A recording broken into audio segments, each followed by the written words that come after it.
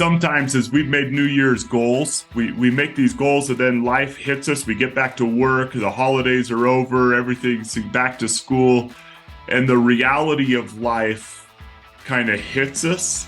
And some people abandon their goals completely and say, you know what? Nah, it's just not reality. I can't do that. I can't become what I hoped to become when I was making these plans over the holidays. And they abandon their goals. What can we do to help us accept the reality of our situation, but not the finality of it, and push through the obstacles and become the people that we would like to become?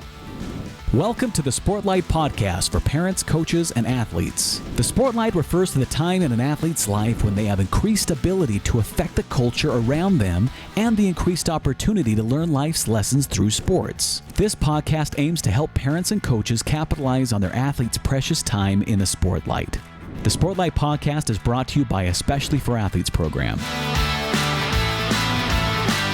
Hey, what's up, Dustin? Happy New Year, man. Hey, Shad. Happy New Year. So I want to read a quote to you that will help us dive into an important subject today. It's one that came from a book. We highly recommend it, The Traveler's Gift by Andy Andrews, where the fictional character of Anne Frank says something to a man who's gone back in time and visited with her, and he's just so struck by her optimism. And he says, don't you know what's going on in your life? Don't you know you're this captive, that you're hiding from an army, that if they find you, they're going to put you in a concentration camp type thing. And he asked her how she could remain so optimistic.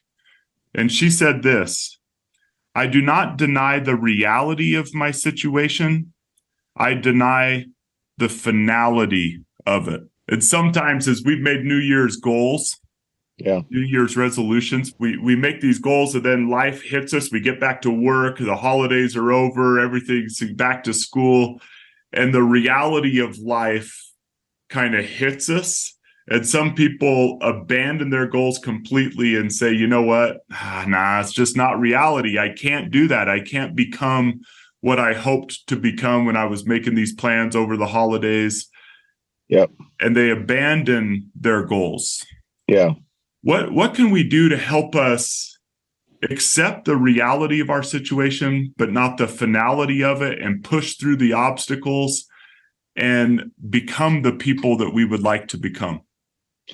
Well, I think what you said there is the key, is that we not abandoning it, but recognizing that our reality may have changed, right? That there are things that pop up that can change the plan that we had. The plan was to do X, Y, and Z every day at these times in order to reach this goal, or it was to do this every night before I went to sleep, or whatever that, and you had your specific goals and times and everything was written out and ready to go. But then the truth is life happens, right? And it's not possible, or it becomes very difficult to reach all of those. And so then we have the choice, right, to accept this new reality and make some course corrections, or to throw our hands up and say, okay, I'm accepting that it's not going to work, and give up. And what Anne Frank's, that whole message right there was that I understand that the reality I'm dealing with is this is going to be really hard, but I don't accept that I can't still live and do and maybe get through this and still be optimistic and fight. And I'm not going to just give up, right? And so we're a couple weeks into 2023, and we're all realizing, like we do every year, that intentions is well off as they may have been. Life throws us curveballs, and every day or week we're dealing with new obstacles and things that make it harder to reach our goals. But I think the key to being resiliency is accepting the new reality, and instead of giving up, just tweaking the course a little bit. We may not be able to reach the goal that we set, but how close can we get to it, right? Or can we make some adjustments in other areas of our life so we can make time still for the original goal that we set? We just have to be creative maybe and sit down and refocus our efforts on how can I still pull this off, rather than just saying, okay, nice try, and give up on it. Right. I hear you saying you adjust, you don't abandon. Yeah, exactly. Right. like a great football coach will. Now we're into the first quarter a little bit. You see what life's hitting you with. Yeah. Now a good offensive coordinator is going to say, okay, I see what they're doing. I see what life's bringing. Now we need to make a few adjustments so we can still score touchdowns. We don't throw our hands up in the air and go, dang it, man. We were hoping to score touchdowns, but now we're not going to be able to score a touchdown. We wanted to throw for 500 yards today and throw 7 touchdown passes, but we're not going to. So let's just lose 60-0.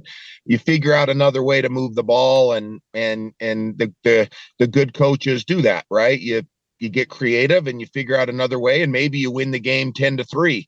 It becomes a defensive type struggle, and you got to do something with the clock management, or you got to change personnel or whatever. And I think that's a great example, Shad, that's, and you look at sports, and really you could use that same example you just gave in a lot of different ways, in basketball or in sports. Use basketball, for example. If your best player's having an off night, or they're double teaming him and he just can't get his shots off. Okay, well, we're not going to give up on the goal to still try to run our offense, but somebody else is going to have to step up now.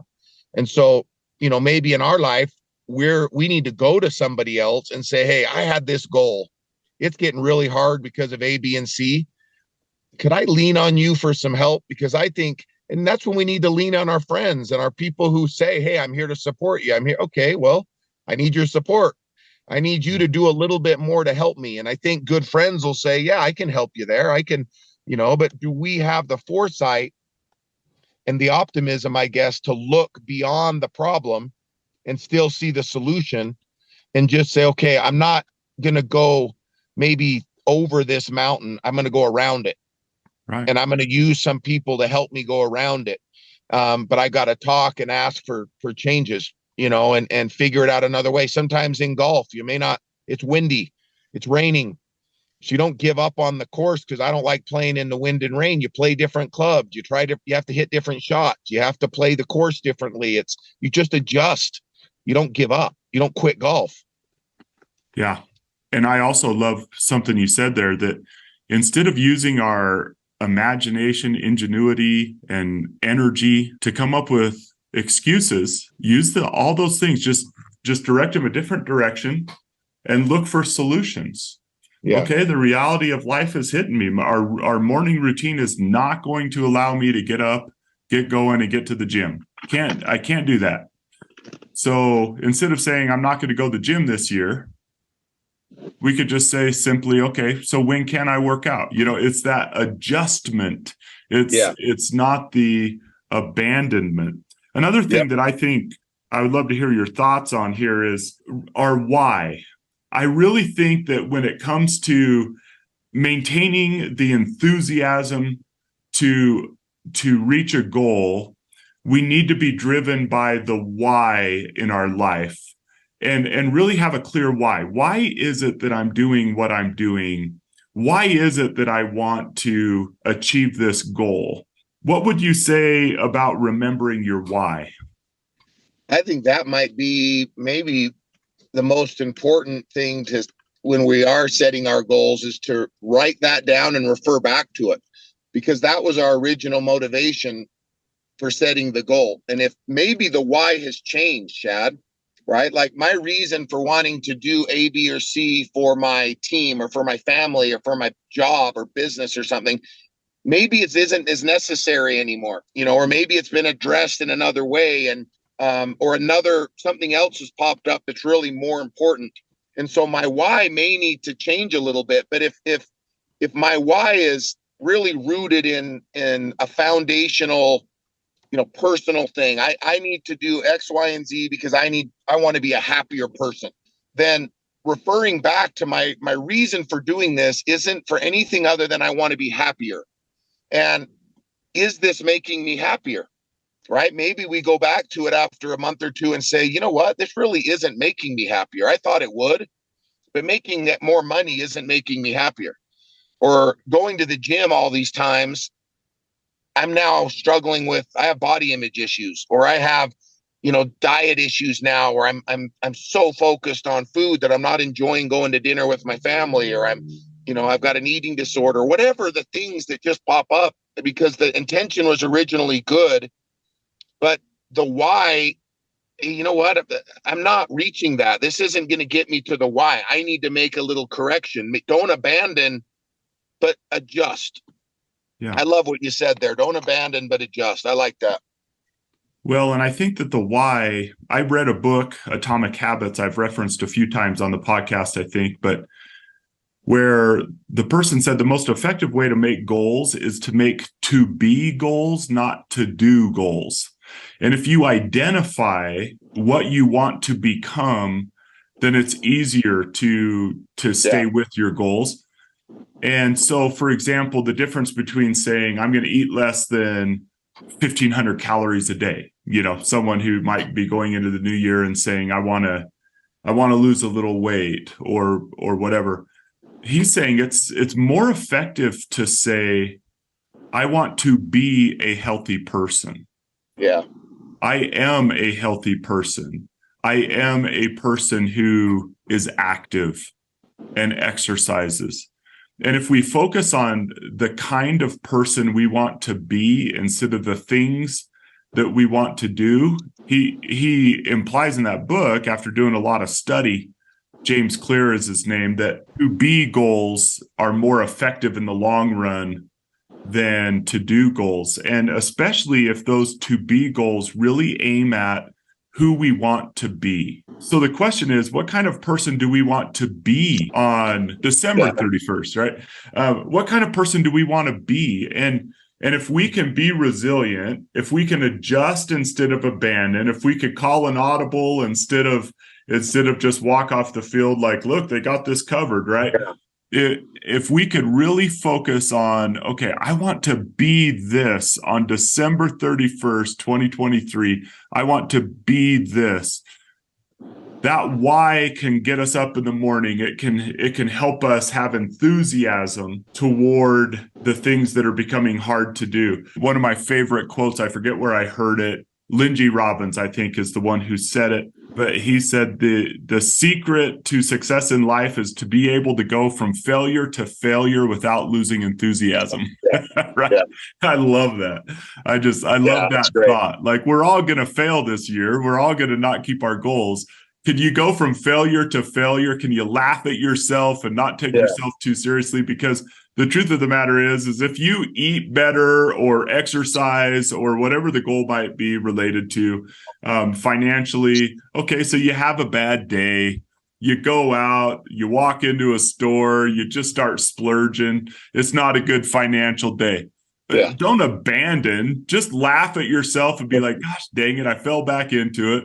And then get back at it, Yep. And get back at it. And for parents, or coaches, Shad, we talked about this on a podcast just a month ago, but I told you before we started this episode, I wanted to just touch on this again, because in my own personal life, I've seen it actually help me recently. And that is, I think it'd be wise for us to talk to our children or our athletes about this idea of find a mentor or find somebody who is successful at what it is that you're trying to be successful at, and ask them for help and advice, and maybe especially advice on how did you handle the moments when it was difficult to do A, B, or C, or life did get in the way. Like, what did you do? Obviously, you were still able to reach this goal. And can you give me some help and advice? Because I'm struggling, or I'm afraid I'm not going to be able to accomplish it because of this, whatever. But to go talk to people who have already had success or reached that level that you're trying to get to and ask for their help. I think too often we trust Google, or we trust the book, or we trust, Siri or something, more than asking a question of a computer, more than going and asking somebody a human being for help. Especially someone who we know has actually done it. Because there's lots of theories out there. You and I have both seen them. I'm sure you've seen it, being a professional quarterback coach, right? Yeah. And then you see sometimes the advice that people are giving in an online video or something like that. You're like, oh, I hope none of those I coach see that video, right? Yes. Because you actually know the impact that would have. And so when you find someone that is doing the things successfully that you want to do, and maybe ask them questions, not just how do you do it, but how have you stayed motivated?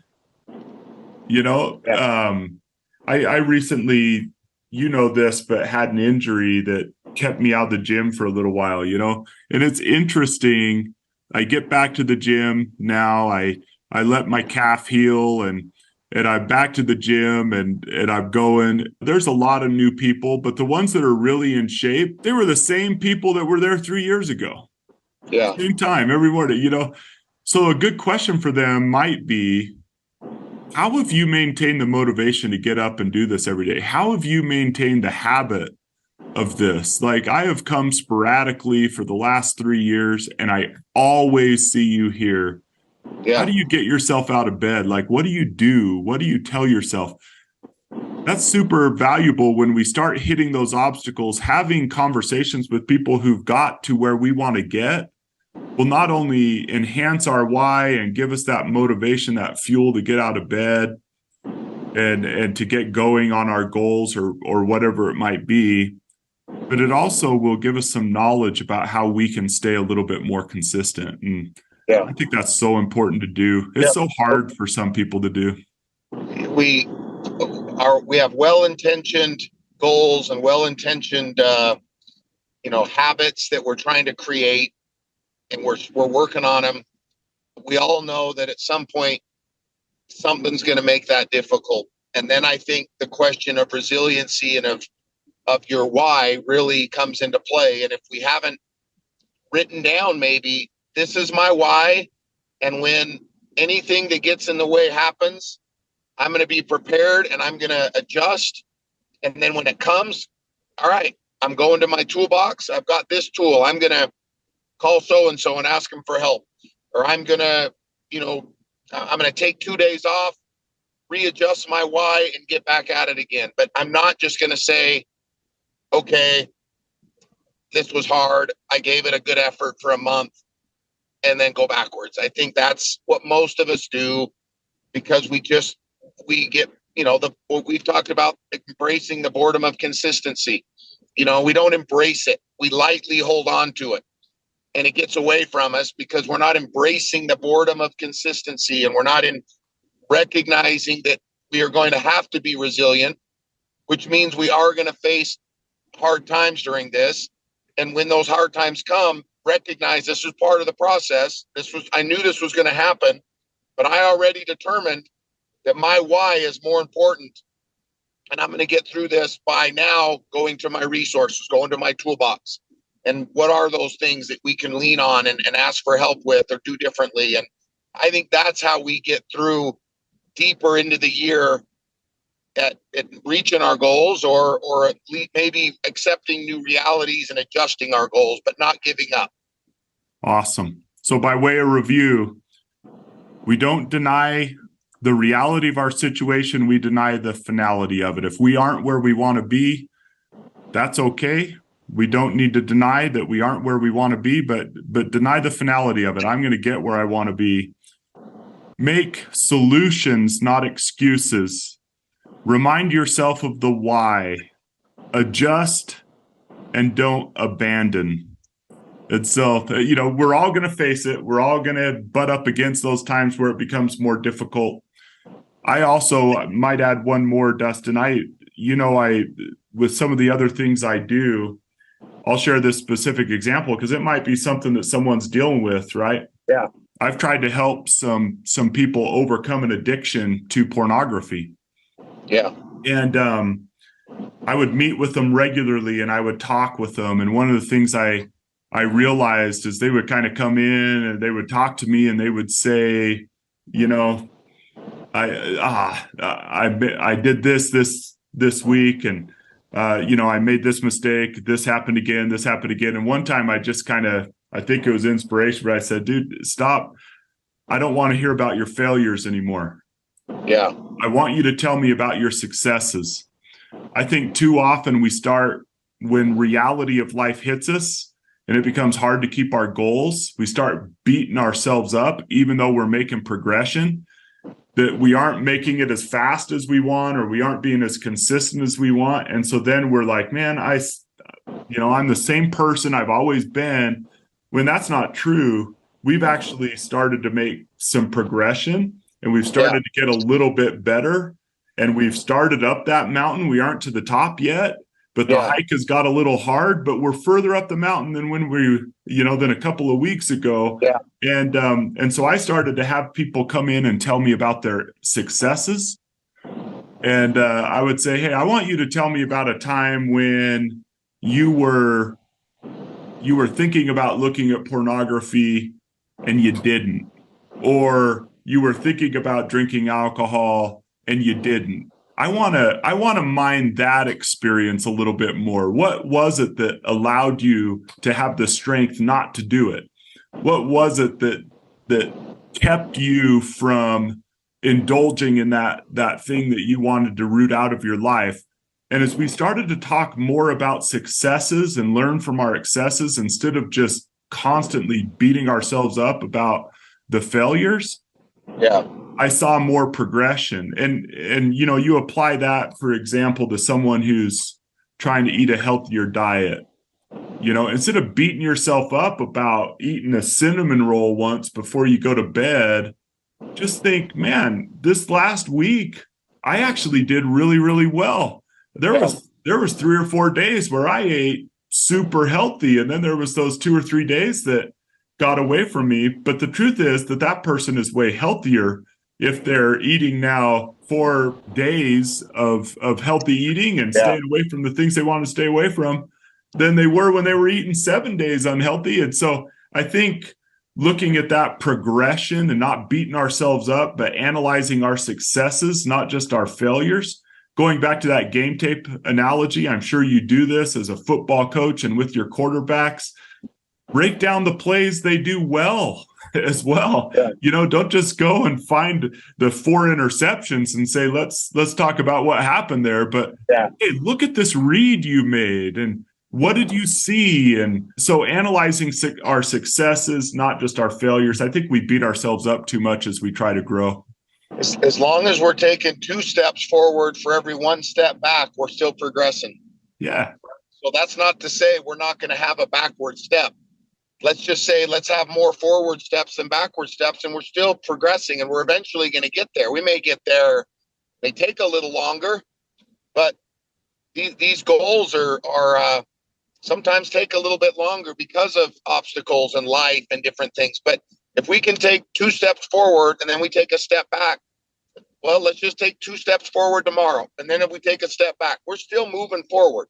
And we're going to have days where we take 5 steps forward.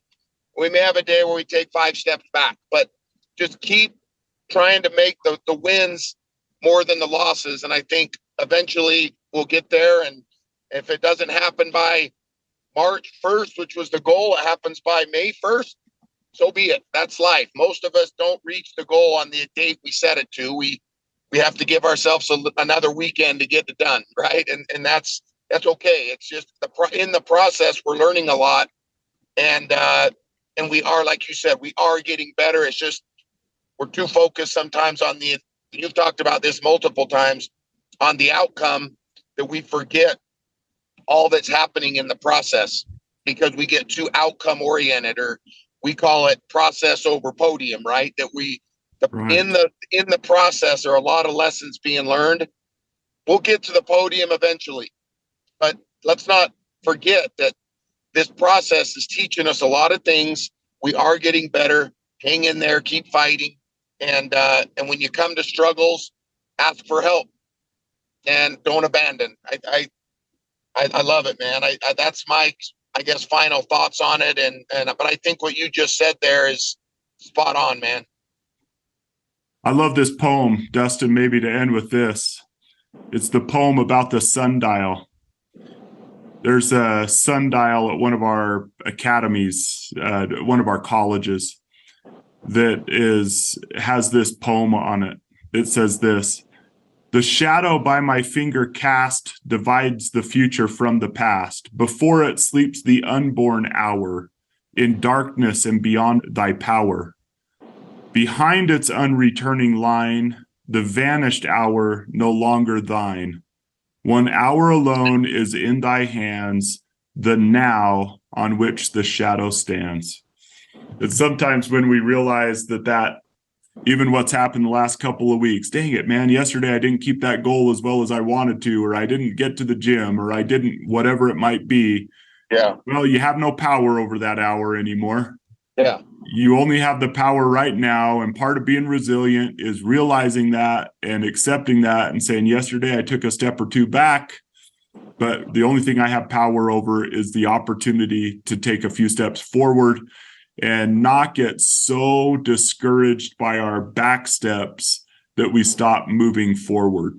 And so that's a key to resilience, is just realizing right now, as you're listening to this right now, you have no power over 5 minutes ago. You only have power over what's happening right now. And so just adjust, don't abandon, and you could get where you want to get. Might take you a little longer to get there than you thought, but if you'll adjust instead of abandon, you'll get there. And that's part of resilience, that patience to keep going and embrace the boredom of consistency. That's what will get there. And by the way, that even that phrase, as you were saying it, we don't embrace the boredom of perfection. We're just looking for consistency, not perfection. Yeah. And so consistency suggests that there may be times where we don't do it, but more often than not, over this next year, we're going to keep that goal that we set. We aren't going to abandon. We're just going to adjust. And if we're consistent, we'll get where we want to get. Those are my final thoughts on it. I love it, man. Awesome. All right. Well, hey, everyone, we got some exciting episodes coming up. We got some great guests coming up this year. We're excited for that. Thank you so much for joining the Sportlight podcast. Eyes up, do the work. This has been the Sportlight podcast from Especially for Athletes, sponsored by Coca-Cola. You can learn more about Especially for Athletes by visiting the website at especiallyforathletes.org. You can also learn more about the book, The Sportlight, by Shad Martin and Dustin Smith at especiallyforathletes.org/book.